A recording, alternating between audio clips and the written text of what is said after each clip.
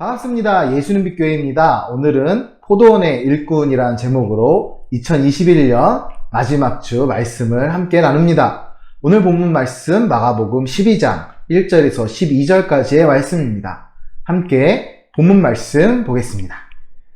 예수께서 비유로 그들에게 말씀하시되 한 사람이 포도원을 만들어 산 울타리로 두르고 집자는 틀을 만들고 망대를 지어서 농부들에게 새로 주고 타국에 갔더니 때가 이름에 농부들에게 포도원 소출 얼마를 받으려고 한 종을 보내니 그들이 종을 잡아 심히 때리고 거저 보냈었거늘 다시 다른 종을 보내니 그의 머리에 상처를 내고 능욕하였거늘 또 다른 종을 보내니 그들이 그를 죽이고 또 그 외에 많은 종들도 덜어는 때리고 덜어는 죽인지라. 이제 한 사람이 남았으니 곧 그가 사랑하는 아들이라 최후로 이를 보내며 이르되 내 아들은 존대하리라 하였더니 그 농부들이 서로 말하되 이는 상속자니 자 죽이자 그러면 그 유산이 우리 것이 되리라 하고 이에 잡아 죽여 포도원 밖에 내 던졌느니라. 포도원 주인이 어떻게 하겠느냐 와서 그 농부들을 진멸하고 포도원을 다른 사람들에게 주리라.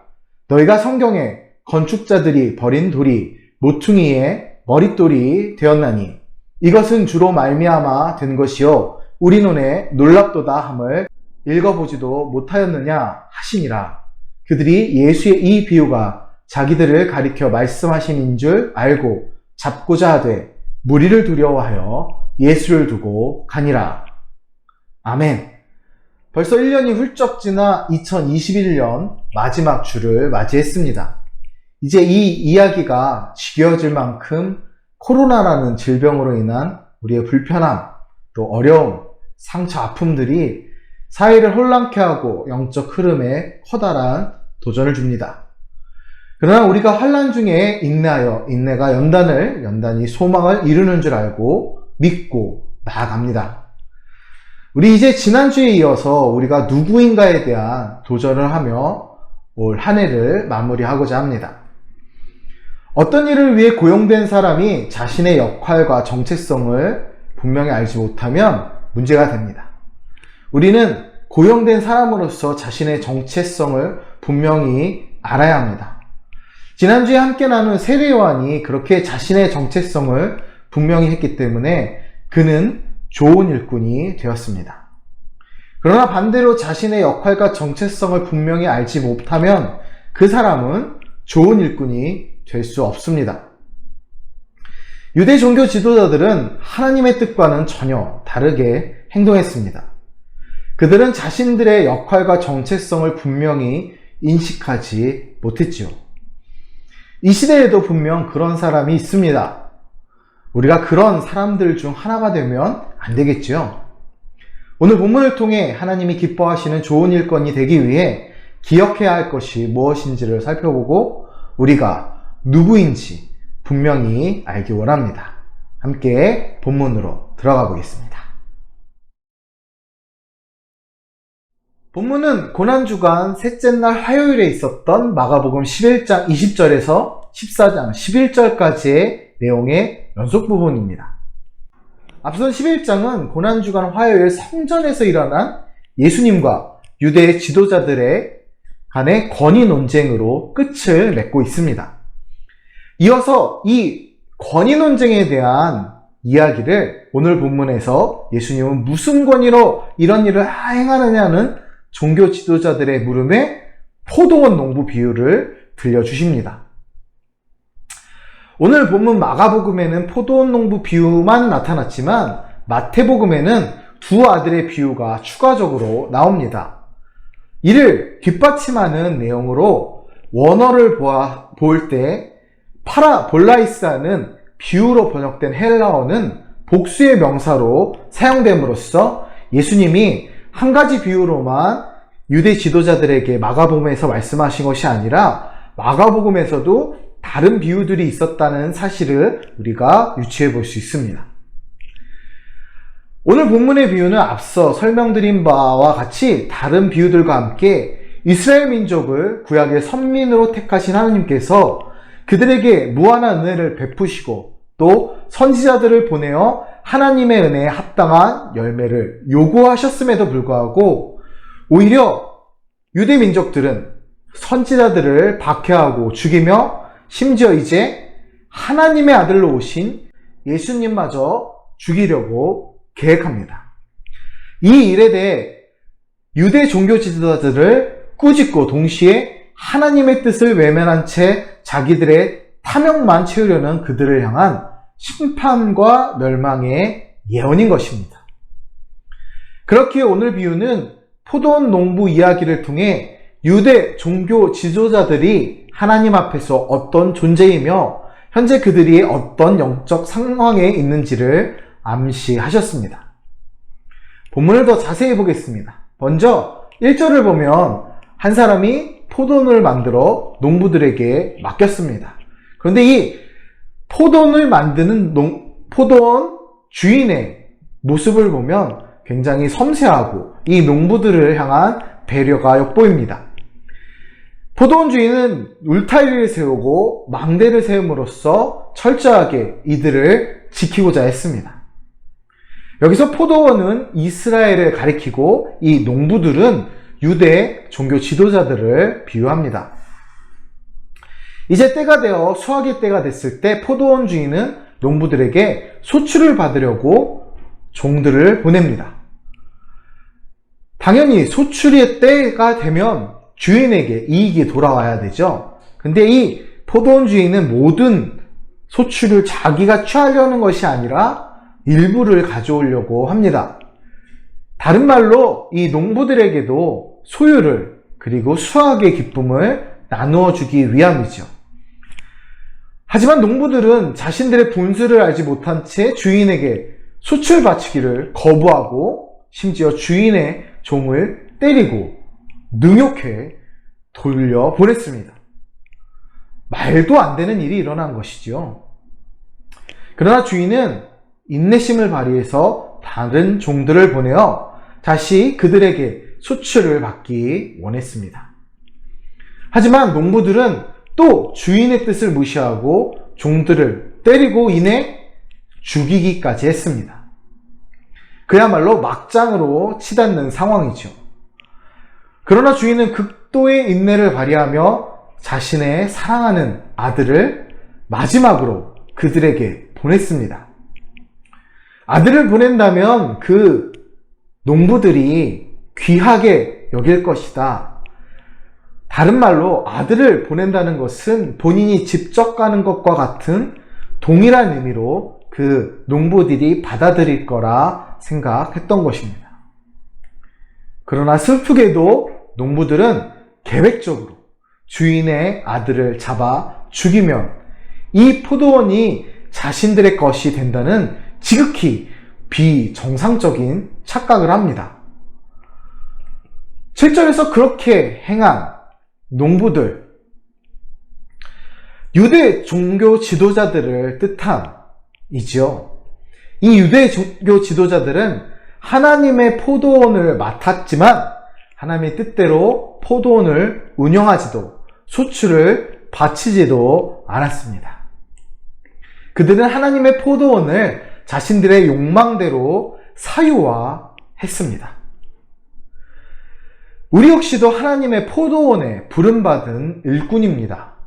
그리스도의 충성된 일꾼은 주인의 뜻에 온전히 순종합니다. 충성된 일꾼은 자신의 분수를 알지 못한 채 자의적으로 행동하지 않습니다. 우리는 일꾼으로 얼마나 하나님께 충성하며 하나님의 명령에 얼마나 순종하고 살아가고 있을까요? 2021년 한 해를 마무리하며 우리가 하나님 앞에 어떤 일꾼이었는가를 돌아보기 원합니다. 포도원 주인은 농부들에게 최대한의 인내를 보여주었습니다. 마지막으로 사랑하는 아들을 농부에게 보냈지만 농부들은 그를 죽여 포도원 밖에 내던졌습니다. 이제 9절에서 예수님은 질문을 던지십니다. 포도원 주인이 어떻게 하겠느냐? 이 질문은 너무나 뻔한 답을 갖고 있는 질문입니다. 포도원 주인은 그의 포도원을 찬탈한 반역자들을 진멸할 수밖에 없습니다. 철저한 심판이 그들에게 있는 것이죠. 농부들에게는 죽음밖에 없습니다. 바로 이것이 주인에게 불순종한 자들의 말로입니다. 하나님의 뜻을 멸시하고 반역하는 유대 종교 지도자들에게 무서운 심판이 기다립니다. 그들은 하나님의 거룩한 성전, 곧 기도하는 집을 마가복음 11장 17절에서 말씀하시듯 강도의 소굴로 만들었습니다. 그렇습니다. 하나님의 뜻대로 순종하지 않고 자신의 욕망과 뜻대로 행하는 것이 곧 하나님에 대한 반역입니다. 하나님은 반역자들에게 영원히 인내하지 않으십니다. 우리가 자칫 긍휼의 하나님만을 생각하고 또 자비와 사랑의 하나님만을 하나님의 속성으로 생각합니다. 하지만 하나님은 심판의 하나님이십니다. 이제 주인은 돌아와서 반역한 농부들에게서 포도원을 회수하실 겁니다. 마찬가지입니다. 하나님의 뜻대로 행하지 않고 하나님의 뜻을 멸시하는 자들은 포도원을 더 이상 관리할 수 없습니다. 주인의 뜻에 순응하지 않는 유대 종교 지도자들은 더 이상 하나님의 일꾼이 아닙니다. 너무나 무서운 심판이지요. 여기에 더하여 그들은 하나님의 아들조차 거부하죠. 그들은 예수님을 버린 것입니다. 곧 하나님의 통치를 거부한 것입니다. 하나님은 자신의 포도원을 유대 종교 지도자들이 아닌 예수님을 믿고 따르는 자들에게 주신 것입니다. 유대 교권주의자들이 예수님을 죽였듯이 건축자들이 버린 돌이신 예수 그리스도께서 이제 모퉁이의 머릿돌, 교회의 머릿돌이 되셨습니다. 이제 하나님은 인류 구원의 사명을 예수 그리스도와 그의 제자들 그리고 우리 바로 교회에게 맡기셨습니다. 결국 12절에서 유대 지도자들은 예수님을 잡고자 하였지만 그들을 보십시오. 그들은 하나님이 아닌 무리들, 사람들을 무서워하였고 그들을 두려워하여 예수님을 잡지 못하였습니다. 하나님을 섬긴다는 자들의 불순종의 말로입니다. 우리는 하나님의 아들을 보내신 하나님의 뜻에 순종해야 합니다. 사무엘상 15장 22절을 봅니다. 여호와께서 번제와 다른 제사를 그의 목소리를 청정하는 것을 좋아하신같이 좋아하시겠나이까? 순종이 제사보다 낫고 듣는 것이 순양의 기름보다 나으니 이는 거역하는 것은 점치는 죄와 같고 완고한 것은 사신 우상에게 절하는 죄와 같음이라. 왕이 여호와의 말씀을 버렸으므로 여호와께서도 왕을 버려 왕이 되지 못하게 하셨나이다. 아멘. 순종이 제사보다 낫고 듣는 것이 순양의 기름보다 낫다고 말씀하신 것을 기억하십시오. 예수 그리스도를 환영해 모시며 그분의 말씀에 온전히 순종하면 하나님이 기뻐하십니다. 우리가 하나님의 기쁨이 되기 원합니다. 말씀을 정리합니다. 유대 종교 지도자들은 하나님의 포도원을 맡았지만 전혀 하나님의 뜻대로 살지 않았습니다. 오히려 그들은 하나님의 포도원을 자신들의 욕망의 소유물로 전락시켰습니다. 아들은 아버지의 생명이요 면류관입니다. 그러므로 아들을 죽이는 일은 그 아버지의 희망을 짓밟는 일이요 무서운 진노를 불러일으키는 일입니다. 하나님이 바로 하나님이 택하신 선민들에게 그러한 끔찍한 일을 당하신 것입니다. 그렇게 이스라엘이 더 이상 이스라엘이라는 이름을 가진 민족, 유대 민족에 국한된 것이 아니라 그 복음의 진리가 이방인에게, 영적 이스라엘에게 넘어온 것입니다. 우리 또한 하나님의 복음을 위해 부름받았습니다. 우리는 그리스도인입니다. 하나님의 사람입니다. 유대 지도자들과 같이 우리가 하나님께 그런 아픔을 드려서는 안 됩니다. 우리 한 해를 마무리하는 지금 이 시간, 이 시점에 우리가 맡은 사명과 하나님의 뜻을 분명히 자각하기 원합니다.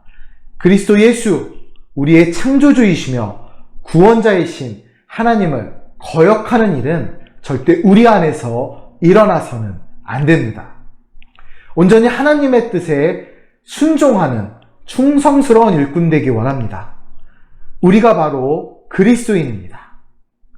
감사합니다.